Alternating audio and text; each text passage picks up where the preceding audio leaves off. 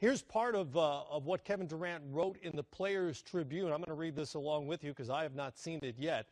This has been by far the most challenging few weeks in my professional life. He wrote, I understood cognitively that I was facing a crossroads in my evolution as a player and as a man, and that it came with exceptionally difficult choices. What I didn't truly understand, however, was the range of emotions I would feel during this process.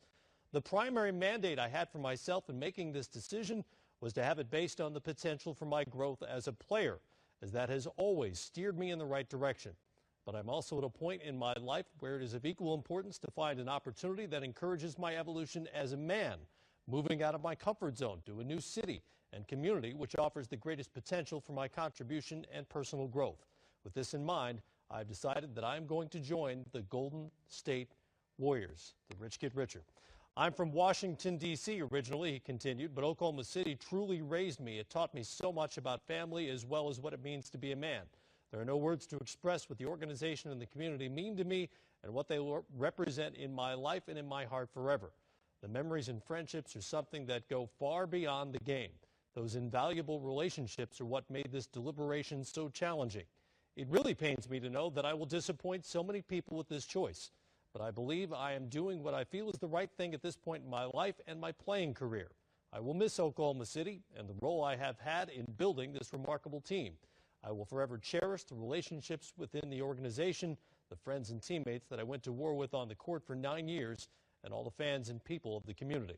They have always had my back unconditionally, and that from Kevin Durant today on his announcement. Let's get more reaction now here from the Hall of Famer Isaiah Thomas, who's with us from parts unknown. I don't know where you are, Zeke, but I want to know how surprised you are, if at all, about this move.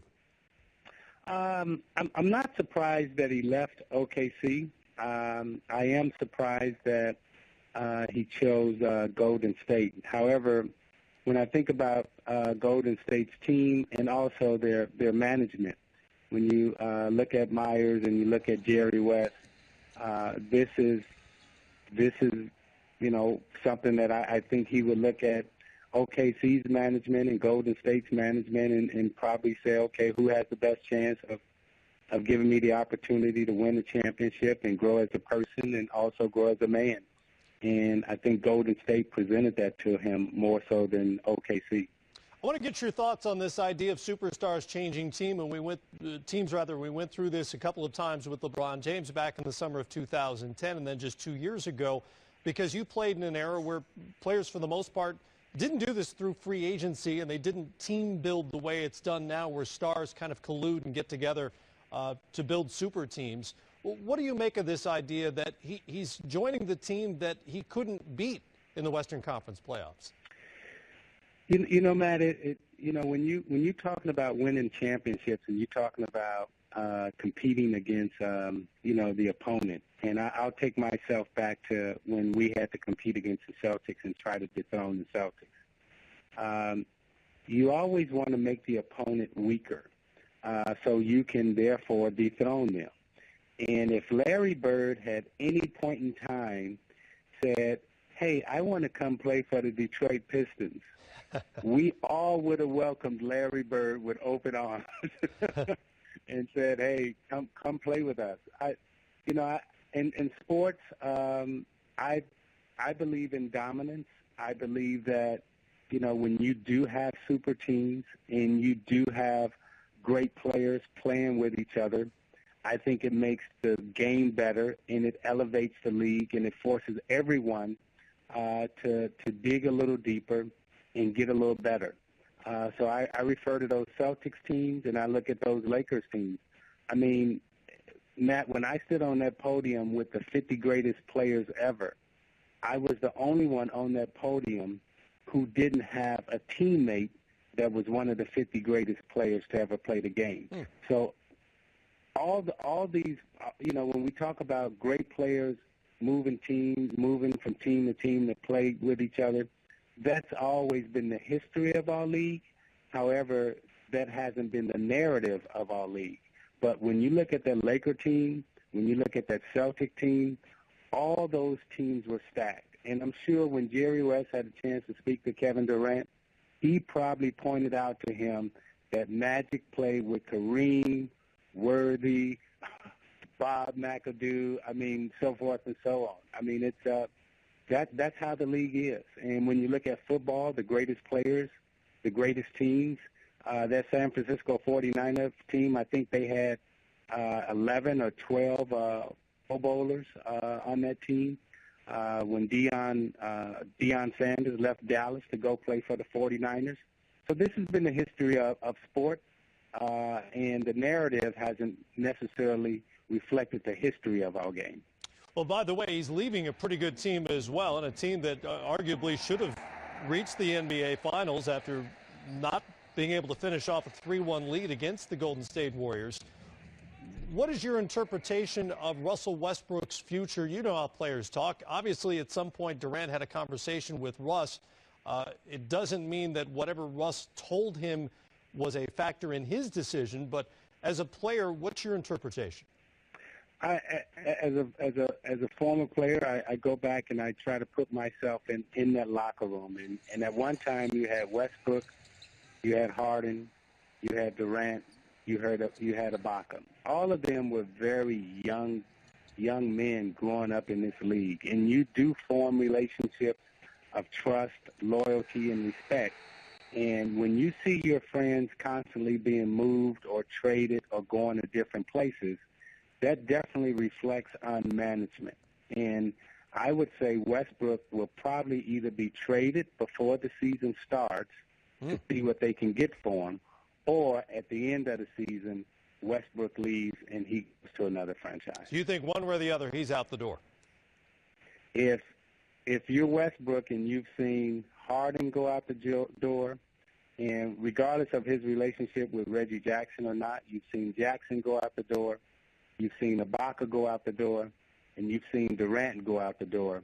These are all guys that you've been to war with, you know, and had 7, 8 years of, you know, bond and trust and friendship with, and they all walk out the door. You know, that the door looks, you know, pretty wide open for you now to walk out also. As for his new team, Durant joins a Warriors team that already had 3 All-Stars on it, 3 elite Olympic-type players. The Steph Curry's not part of the Olympic team this summer. Just how formidable a group is this? The Warriors are a young team. They've already won the West back-to-back years. Durant won't be 28 until September.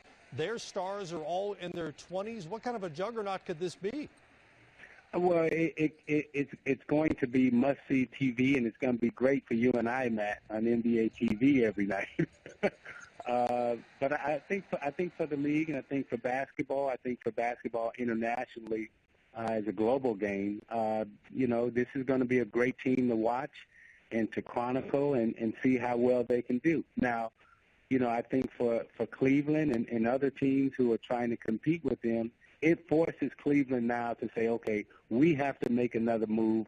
We have to get better because Golden State just got better. Forces everybody to reconsider things at this point. More to the point, how do you guard this team? What was the movie Eat, Pray, and Love?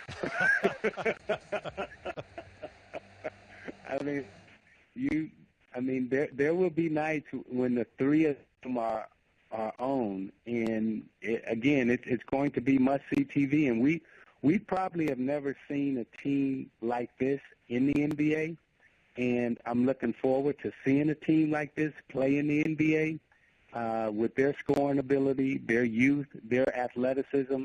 When you talk about changing the game and the game evolving and all this other stuff, well, now we get to see the best of the best do it and do it at a very high level. And I hope they all can compete and play at a very high level.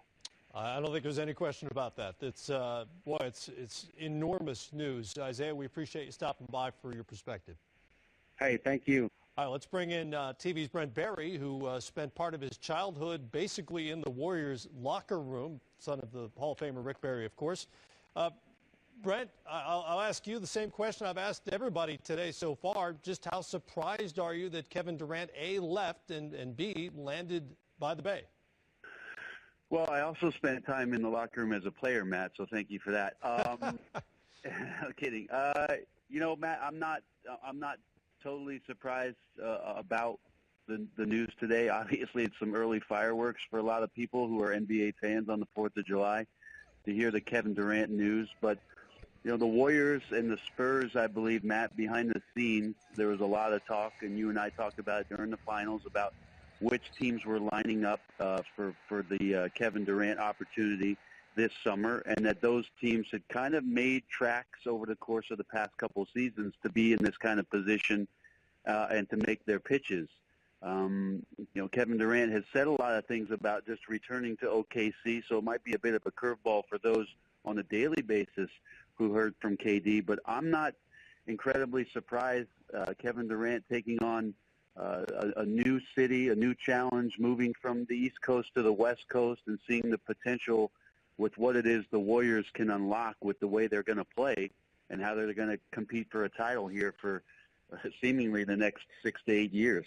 You mentioned a couple of teams, the Spurs and Warriors, who have not only been incredibly successful but are known for their culture and their team-first culture in particular. It's interesting to me the contrast between those teams and Durant's Oklahoma City Thunder team, which was known largely as a one-on-one sort of offense, not only under Scott Brooks but under Billy Donovan this past season. Well, what do you make of the difference between the teams he looked at closely and his ultimate decision and where he came from? Well, I think a lot of that, Matt, was the way that they have played over the past couple of years was, if you looked at their lineup and their supporting cast, there wasn't too much in terms of their offensive creativity with the way that the roster had been set up. I mean, everybody points to when James Harden was on the team and coming off the bench years ago. Look, we're so far removed from that they filled spots around what it was that the dynamic play of both Kevin Durant and Russell Westbrook gave to them, and that was enough for many, many years of success and deep pushes. I guess what makes it a little more shocking and a little bit more hurtful is where OKC found themselves this year, Matt, and how close they were to getting past the Golden State Warriors, having the 3-1 lead, and not getting to the finals this year. And maybe what was at play in Kevin Durant's head with regards to, look, if we can't beat them, join them. But the interesting thing, Matt, I'm talking to my friends here as we're celebrating the 4th of July and get ready to play some beach volleyball.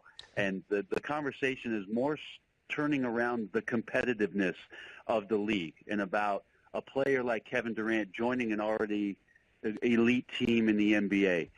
I saw a great quote that said, "A flower doesn't compete against the flower next to it. It just blooms." That's what Golden State wants to do. They just want to bloom. And I'll tell you what, they have the potential to be one of the prettiest things that we've ever seen in the game. They've got a full bouquet there on the roster in Golden State for sure. That is correct, yes. I know how your brain works. I know how you get into the X's and O's of basketball, so I imagine you've already given this some thought. What does the Warriors' offense look like next year, and how do you guard it? Well, you don't. You don't guard it. I mean, obviously, Matt, the first thing you think about if you're a competitive team is how much, and we saw this at play during the NBA Finals, how much the physical part of the game can disrupt what it is that the Warriors do. But we're not talking about filling the roster with just another scorer. We're talking about an MVP of the league. We're talking about one of the most lethal long-range players that we have in the game, already combining with two of the best shooters that we have, and such dynamic offense that Steve Kerr has. I mean, what I'm excited about most, Matt, is I would tell you this. I'm interested in the process of how Golden State finds whatever that is, whatever the holy grail is with regards to their style of play or what it is that Bob Myers and Steve Kerr see with where this team goes. Watching the process next year is going to be fascinating. They're going to lose more games than they did last year, I guarantee you that. But watching them get to this elite level together and how Steve Kerr manipulates this basketball team is going to be a fantastic ride next year.